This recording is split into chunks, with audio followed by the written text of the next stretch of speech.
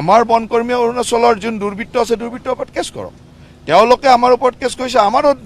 আমাৰ কথা হ'ল যে ফৰেষ্ট কাটিব অহা দুৰ্বৃত্তৰ ওপৰতো কেছ কৰিব লাগিব কাৰণ ইয়াত যেটো দেখা গৈছে ইয়াত কোনো ৰাজনৈতিক বা মানে সীমা বিবাদৰ কথা নহয় ইয়াত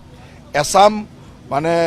লোকে ইয়াৰ বনাঞ্চলটো ধ্বংস কৰি তাত তেওঁলোকে নিজে মাটিটো দখল কৰি পাম অয়েলৰ খেতি ইত্যাদি কৰাৰ পৰিকল্পনাৰে কৰিছে যেটো বুজা গৈছে প্ৰাৰম্ভিক অনুসন্ধানত এটো ওলাই পৰিছে গতে বুজা যায় যে ইয়াত অলপমান ব্যৱসায়িক কথা আছে বা ইয়াত তেনেকুৱা ধৰণৰ কথা আছে গতে সেইবিলাক দুৰ্বৃত্ত সেই দুৰ্বৃত্তৰ বিৰুদ্ধে কাম কৰিব লাগে স্যাৰ বৰ্তমান পৰিস্থিতি চাই অতিৰিক্ত নিৰাপত্তাৰ কিবা সাফিচিয়েন্ট আছে ইয়াত সাফিচিয়েন্ট আসাম পুলিচৰ ফোৰ্সও আছে